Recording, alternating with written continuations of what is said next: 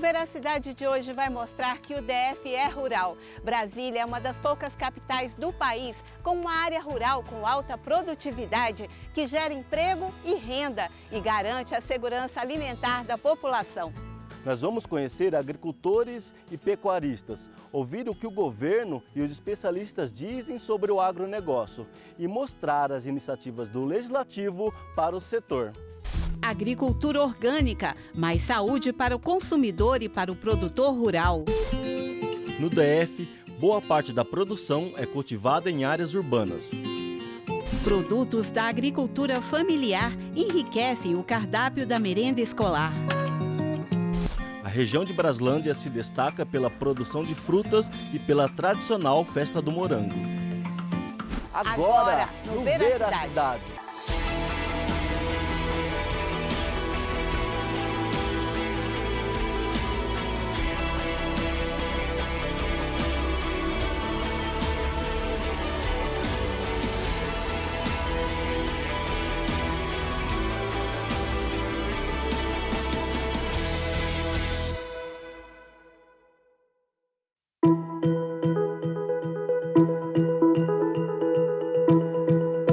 O DF vai muito além da política. Aqui, em Se Plantando, tudo dá. Você sabia? A produção agropecuária no DF é bastante diversificada. Aqui encontramos frutíferas com destaque para Braslândia com morango e goiaba. As hortaliças folhosas são o carro-chefe, com áreas grandes de plantio de alface em Alexandre Gusmão, Sobradinho, Vargem Bonita e Ceilândia. O DF também produz soja, feijão e destaca-se com o milho em Ceilândia. Os maiores plantéis de gado de corte e leite estão em Planaltina e Sobradinho.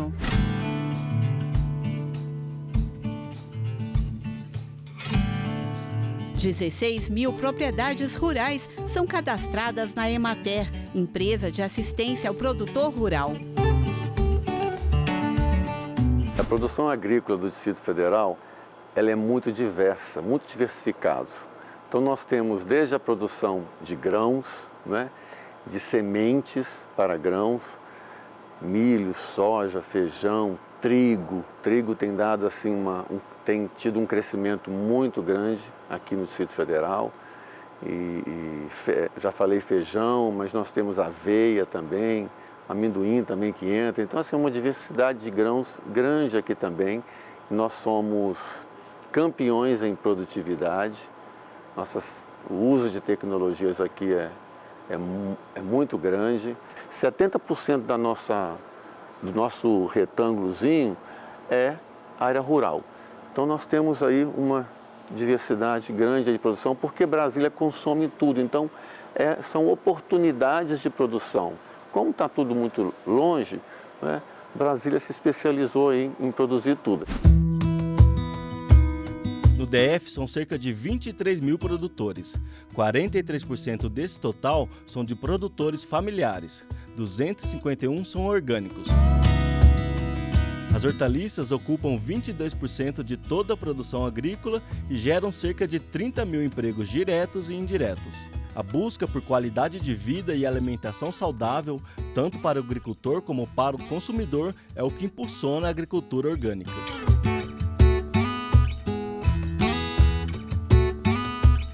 Nós estamos aqui no Núcleo Rural Taquara, em Planaltina, e nós vamos conversar com Giliardi. Ele é produtor de orgânicos há cerca de 7 anos aqui nessa propriedade e com a família dele eles produzem uma série de alimentos de maneira sustentável. Giliardi, como é que começou essa história de produzir produtos orgânicos aqui na sua propriedade?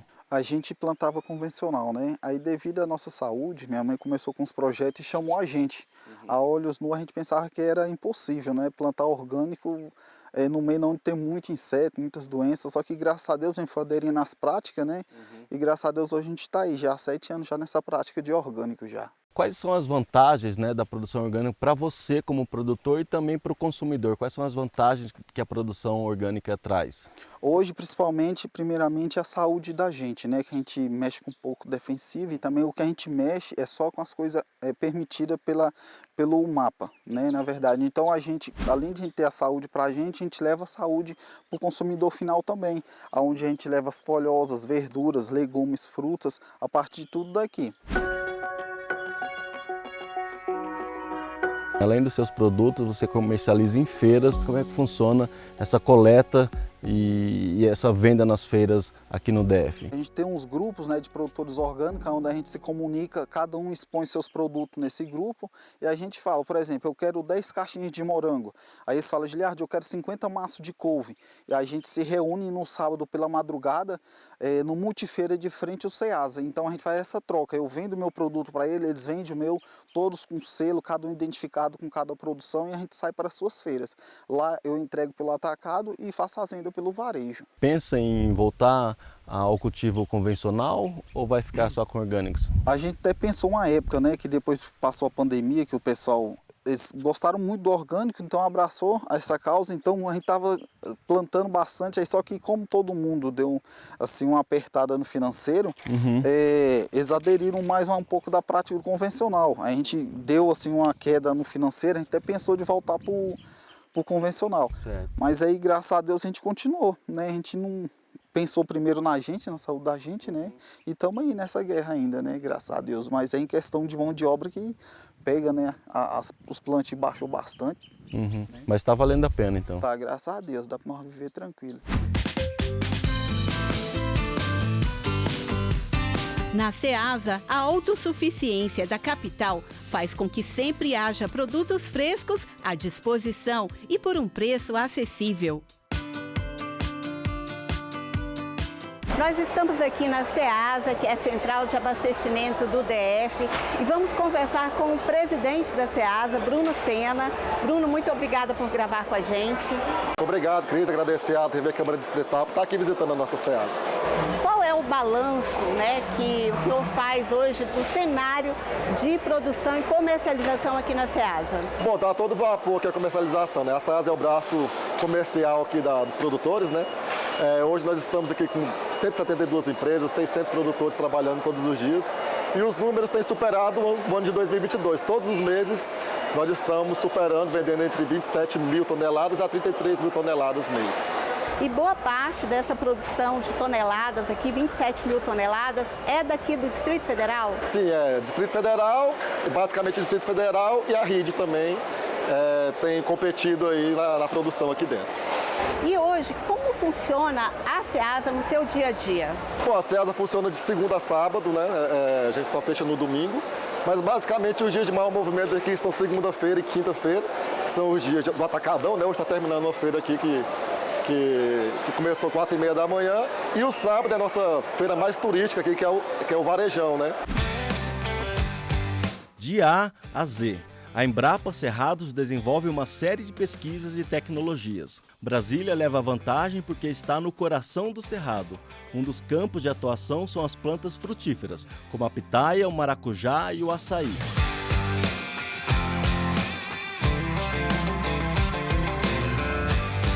Nós estamos aqui na Embrapa Cerrados, que é uma das 43 unidades da Empresa Brasileira de Pesquisa Agropecuária. Essa unidade foi criada em 1975 com o objetivo de viabilizar a produção agrícola do Cerrado. Nós vamos agora conversar com o Dr. Sebastião Pedro, que é o chefe aqui dessa unidade, né? Ele vai contar um pouquinho, resumidamente, um pouco dessa história de 50 anos dessa unidade.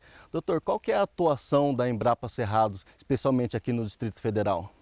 A Embrapa Cerrados, ela responde pela criação de soluções tecnológicas para a agricultura brasileira no bioma cerrado. Nesse sentido, nós pesquisamos produção animal, corte e leite, produção vegetal, desde grãos como soja, milho, trigo e outros grãos, e as fruteiras, né? As fruteiras, nós temos um programa de melhoramento de maracujá, um programa de melhoramento de manga.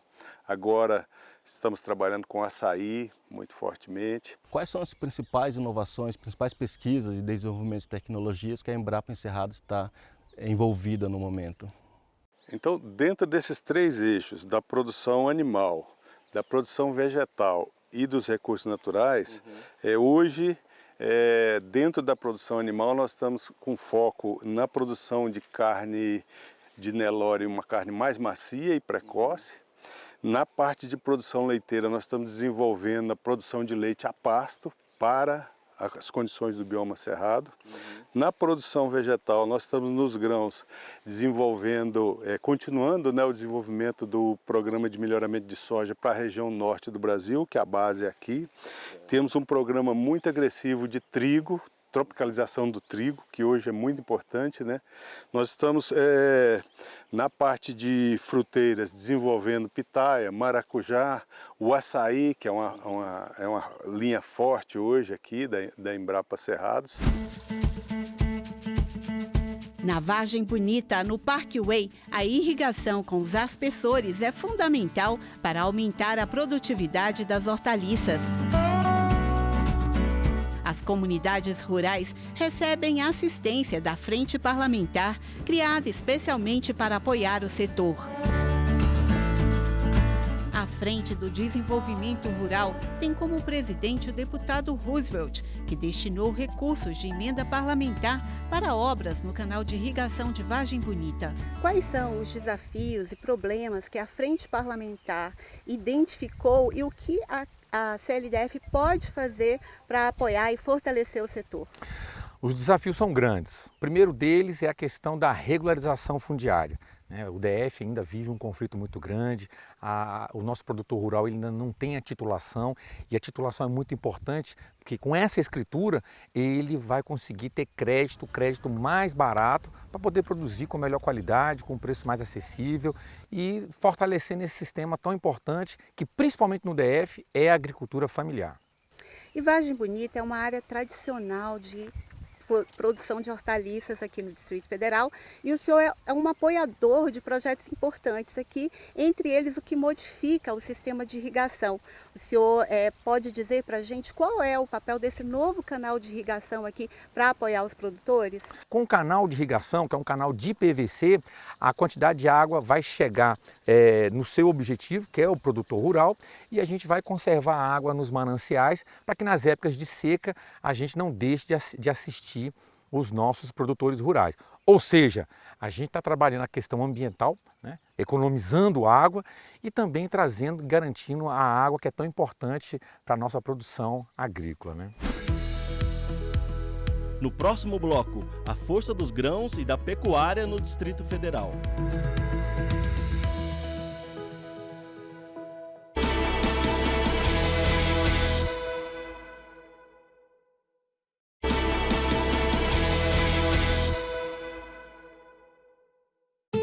Entre a cidade e o campo, os moradores do DF podem contar cada vez mais com alimentos produzidos pela agricultura próxima aos centros urbanos.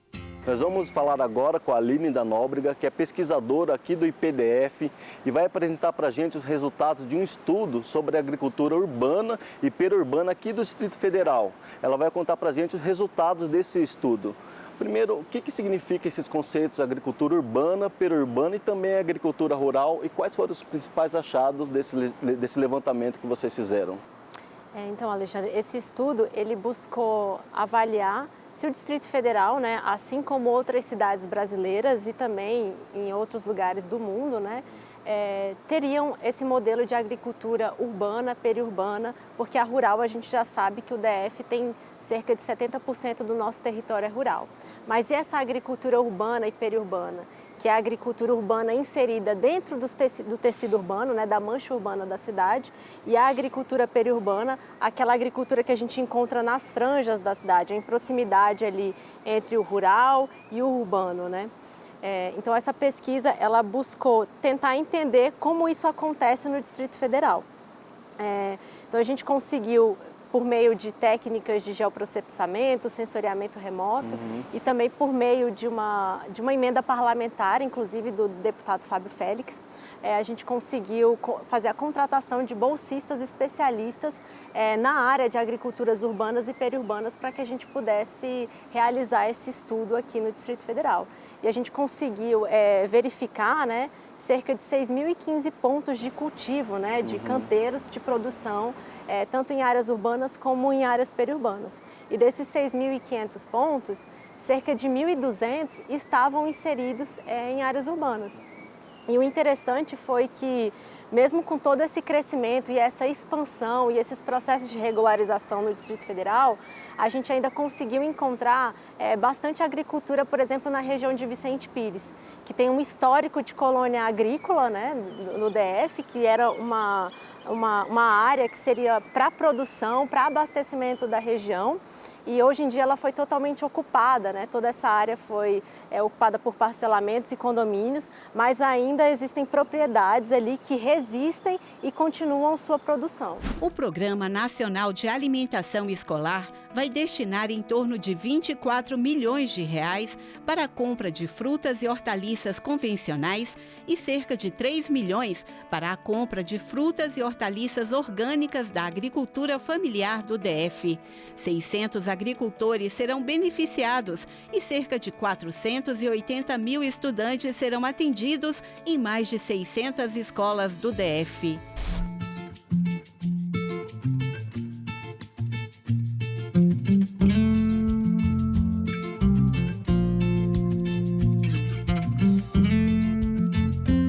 Muitos estudantes da rede pública têm na merenda escolar uma das refeições mais importantes do dia. Isso aumenta a responsabilidade de merendeiras, nutricionistas e professores para garantir a segurança alimentar dessas crianças.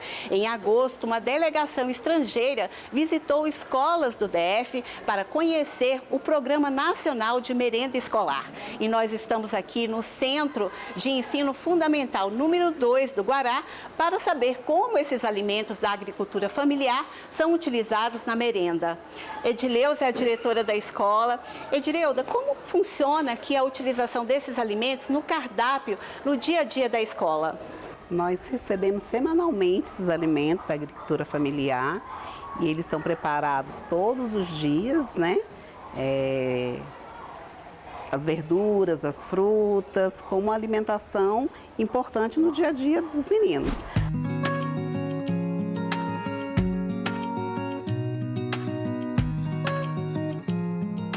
A gente está aqui com a Lânia, que é a merendeira da escola. Lânia, conta pra gente, né? Eu tô vendo aqui cebola, batata, banana. Aqui também eu vi que tem suco de abacaxi. Como que é a aceitação das crianças aí com esses alimentos que vêm da agricultura familiar? São de grande aceitação.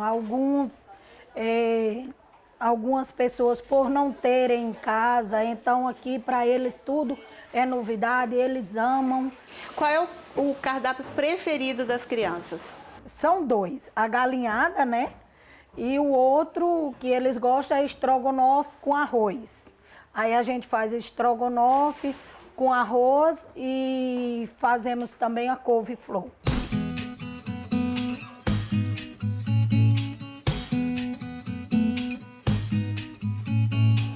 Nós estamos aqui com Juliene Moura, que é nutricionista e responsável técnica do Programa de Alimentação Escolar. Juliene, eu estou vendo aqui cebola, abacaxi, banana, coloral, a cúrcuma, que é o açafrão da terra, abobrinha, feijão, farinha. Como funciona a aquisição desses alimentos da agricultura familiar no Programa de Alimentação Escolar? A gente faz a aquisição desses alimentos, a gente tem uma resolução, tem o Programa Nacional de Alimentação Escolar, e de acordo com a resolução 06 de 2020 do FNDE, a gente tem que adquirir pelo menos 30% dos recursos federais com gêneros da agricultura familiar. Isso é muito rico para os cardápios da alimentação escolar. Os cardápios que são feitos aqui, a gente sempre pensa os cardápios pensando na sazonalidade dos gêneros, na vocação agrícola dos agricultores aqui da região do Distrito Federal. o que eles conseguem produzir, o que eles conseguem plantar, como que a gente monta o cardápio em torno da nossa vocação agrícola aqui do Distrito Federal. A gente gera renda para os nossos agricultores, a gente tem um cardápio mais saudável, cheio de alimentos in natura ou minimamente processados, e a gente consegue fazer com que as crianças se alimentem de forma mais natural e melhor. Braslândia é um dos principais cinturões agrícolas de Brasília. E falou Braslândia, falou morango. E é na festa anual que os agricultores se reúnem para celebrar a produção e também fazer negócios. Braslândia é responsável por 96% da produção de morango de todo o Distrito Federal. Além do produto in natura, aqui na Festa do Morango também é apresentado ele em variedades como geleias, sucos e até o chopp de morangos. Nós estamos aqui com o senhor José Luiz, que é o presidente da Associação Rural, e vai conversar com a gente sobre essa Festa do Morango e também sobre a produção aqui em Braslândia dessa fruta tão preciosa. Senhor José Luiz, como é que começou essa história de produção de morango aqui em Braslândia? Por que essa produção é tão relevante aqui em Braslândia?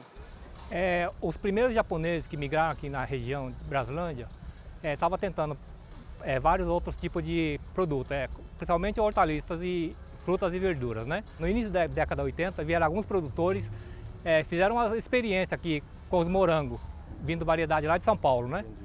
Aí, como o resultado foi muito bom, aí a demanda cada vez foi aumentando. Aí, hoje estamos nesse patamar. E de que forma que essa Festa do Morango aqui contribui para o trabalho dos produtores, contribui para o comércio também de morango? De uma forma, ela ajuda a divulgar principalmente a fruta, né? E também é uma forma de valorizar os produtores. Eles vão ter uma renda maior, vendendo seus produtos diretamente ao consumidor, né? Tanto os derivados como fruta in natura. Isso já acrescenta muito na renda dos produtores rurais aqui de Braslândia.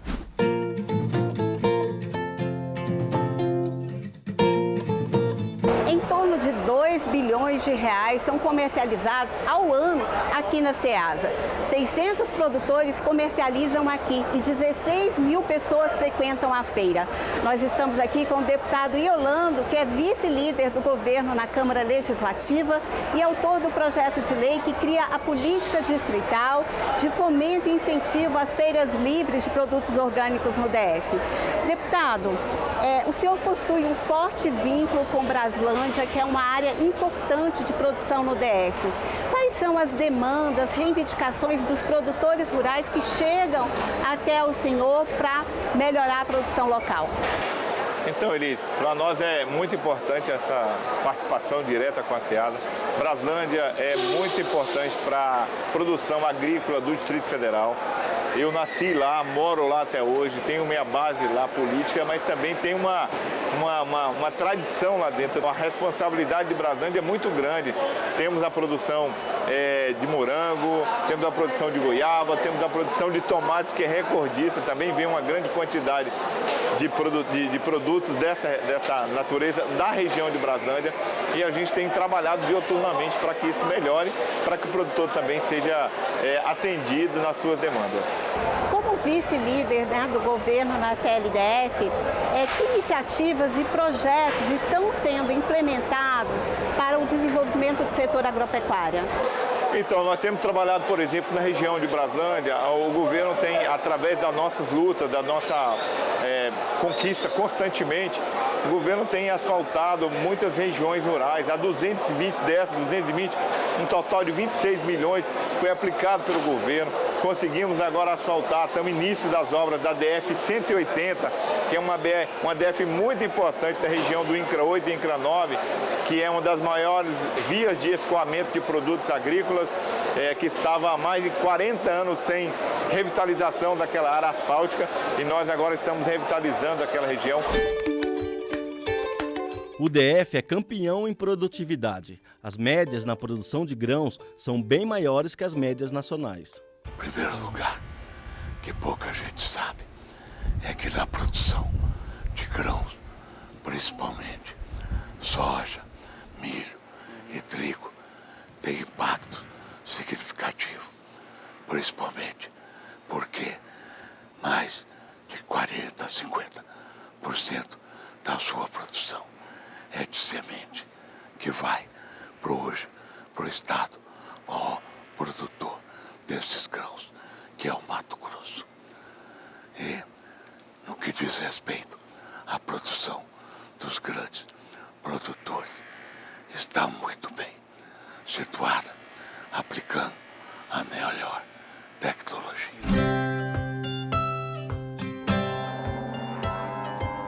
A pecuária também é destaque no DF, com forte investimento em tecnologia. O DF possui atualmente mais de 1.500 produtores de leite, com uma produção anual de mais de 37 milhões de litros. Planaltina responde por 43% da produção de leite do DF. Nós estamos aqui nessa propriedade, no Núcleo Rural Boa Esperança, Ceilândia. A propriedade tem 389 hectares, com um plantel de 135 vacas. Eu estou aqui com o Diogo Pessoa, que é o administrador da propriedade. Há 3 meses, vocês iniciaram aqui uma produção intensa de leite, né? São aí 1.200 litros por dia. Conta pra gente como é o dia a dia da produção aqui na propriedade. Bem, a gente começa por volta das 5 horas da manhã, tá? As vacas, aquelas que estão em lactação, que hoje são cerca de 68, elas são conduzidas para a área de pré-ordenha, onde a gente dá um banho nelas, tá? A gente trabalha a diminuição da temperatura delas. Tem aqueles ventiladores ali que o objetivo é justamente trabalhar em conjunto essa diminuição de temperatura, elas ficam mais tranquilas e aí elas vão para o processo de ordenha propriamente dita. A gente faz a ordenha ali por volta de umas 5h30, começa ela, e por volta das 8 horas a gente termina o processo de ordenha e depois a gente começa o processo de limpeza. A gente limpa, digamos, todos os dias 2 vezes, tá? Eu tenho uma ordenha às 5 da manhã e a outra que começa por volta de 1h30 da tarde. A gente tem uma preocupação muito grande com a sanidade, né? Periodicamente elas são vacinadas de acordo com, digamos, a legislação, né? Você tem períodos e elementos de vacinação. Hoje, em particular, elas estão até colocando brincos contra a mosca, né? Para diminuir a mosca. Vai entrar nessa época de chuva agora, que é uma época um pouco mais complicado. E tem também uma preocupação de vocês com relação à alimentação. Quais são os cuidados aqui? Em geral, o que acontece? O leite, acho que basicamente aquilo que você dá para a vaca é o que vai gerar a qualidade do leite. Então a gente geralmente faz uma análise bromatológica do milho, tá? Essa análise nos permite criar uma ração específica para a nossa necessidade de cada grupo de vacas. A gente segmenta as vacas, aquelas que dão mais leite, que dão menos leite. Qual é o período de lactação?